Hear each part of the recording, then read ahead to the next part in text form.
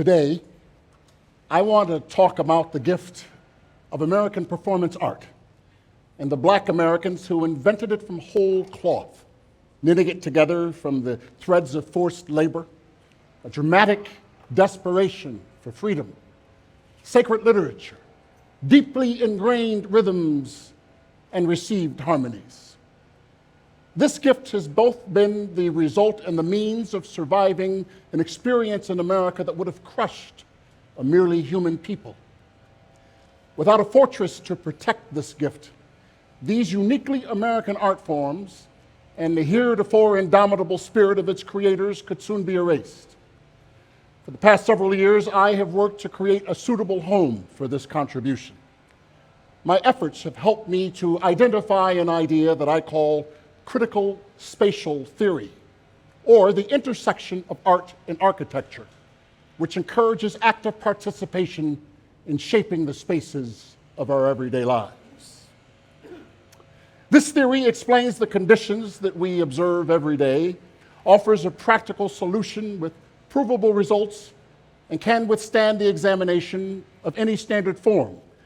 The basic premise is that when well-designed and well-used, space is the framework of our reality. It is the scaffolding on which the dreams of a people are built.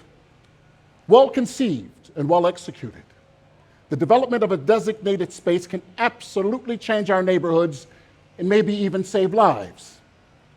We're talking about a sanctuary, in effect, a tangible environment for achieving more humane outcomes.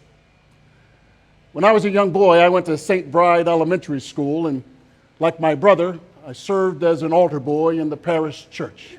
Like my sister, I sang in the church choir. I remember the feeling of reverence as I walked through the door into the nave, each step bringing me into a deeper experience of the mystery. Of course, being in Chicago, there were many Catholic churches. They were all over the place. The word Catholic means universal, in every place. But if I were to ask you here today where the Catholic Church lives, what it calls home base, you would most likely answer St. Peter's Basilica in Vatican City, the world's smallest country. Tradition holds that the great basilica was built over the bones of St. Peter, who was martyred on the site. In Mecca, you can go to the very center of Islam. Indeed, if you are a Muslim with the means and the physical condition, it is compulsory that you make the pilgrimage at least once in your lifetime.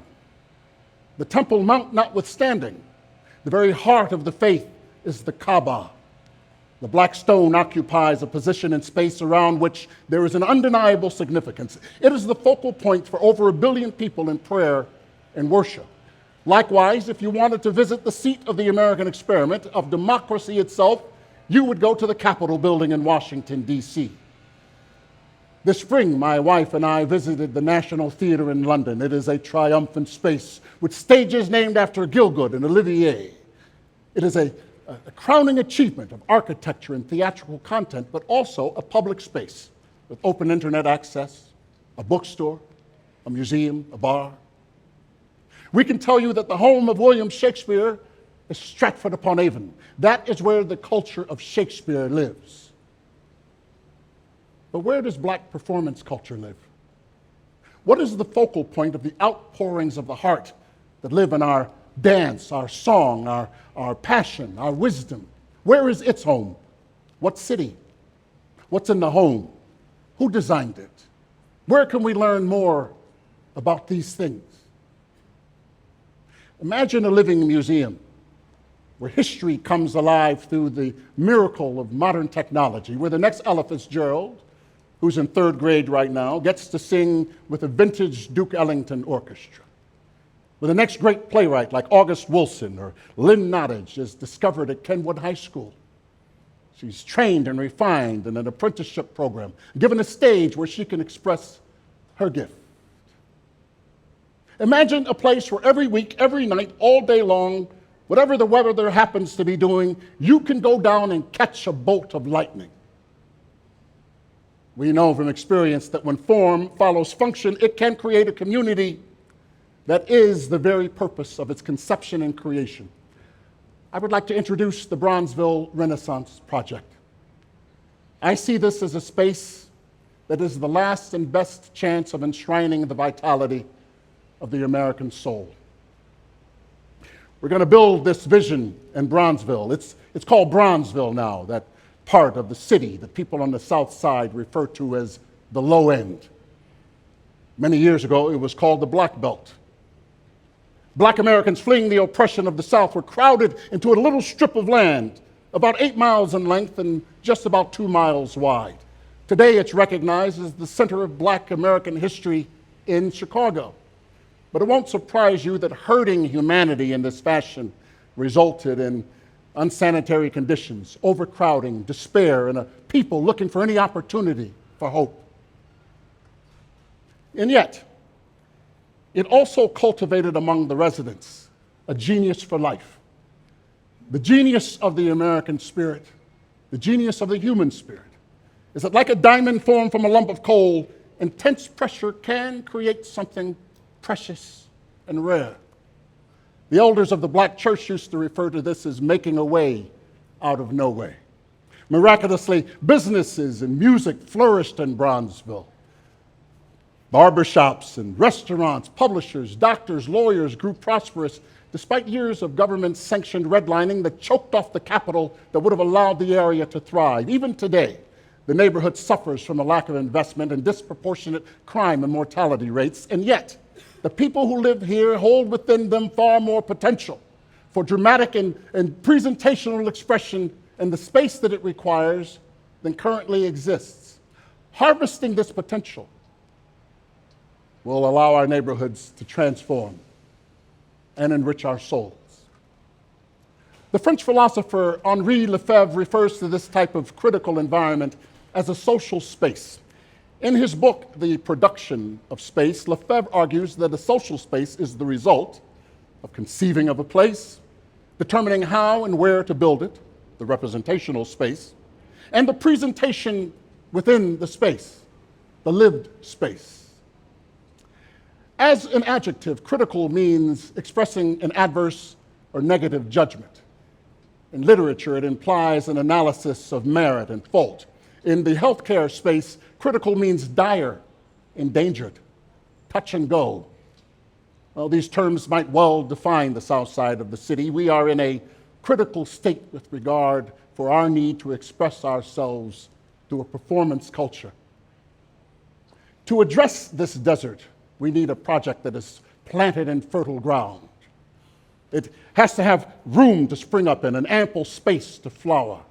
Ideally, this would happen in a place where there's a critical need for it, a place where it had already thrived, where there are workers to till the soil, seeds to plant, and plenty of fertilizer.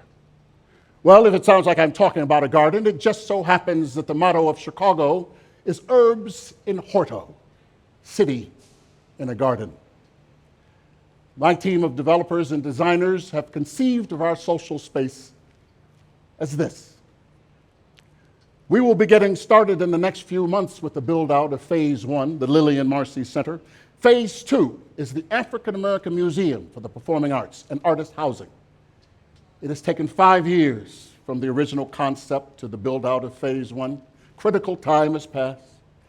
And yet I have determined that rather than to succumb to the profound frustration of worrying how to pay for this, and whether or not we'll run out of time, to center myself. And I have watched in amazement as time itself has helped us to expand and improve upon the vision. The citizens of Bronzeville have themselves insisted that we think bigger.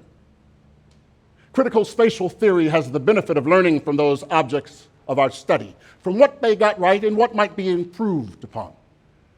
Our method is to create and complete a performing arts land development which utilizes multiple disciplines, including the disciplines of logistical interdependence and spatial planning, which the British town player Lewis Keble defines as the art and science of the ordering of use of land and the siting of buildings and communication routes so as to secure the maximum practicable degree of economy, convenience, and beauty. Our ambition is to manage as many of the support trades to our performing arts facility as possible, a costume shop, a scene shop, a dedicated museum, a performing arts center. We will populate these stages with resident dance and theater companies. We will build the stages to host the finest music on offer, from classical to jazz to gospel and beyond. We propose to partner with private ventures to build a jazz club, restaurants, artist housing, a boutique hotel, parking. Our goal is to have a self-sustainable land development infrastructure, the equivalent of Lincoln Center or Kennedy Center, but also like Vatican City, an independent state for expanding the curative power of the performing arts. In his beautiful play, Gem of the Ocean, August Wilson creates a character named Aunt Esther. She's a great matriarch. She claims to be 285 years old. And she lays out a vision to Citizen Barlow, a man looking for the reason to his existence, the purpose of his life, the meaning of his being. Now, when I say she lays it out, she literally unfurls a quilt into which is stitched a map. The why of his existence is inextricably stitched into the where of the map, a space. Take a look at this map, Mr. Citizen. You see that right there? That's a city. That's only a half mile by a half mile, but that's a city.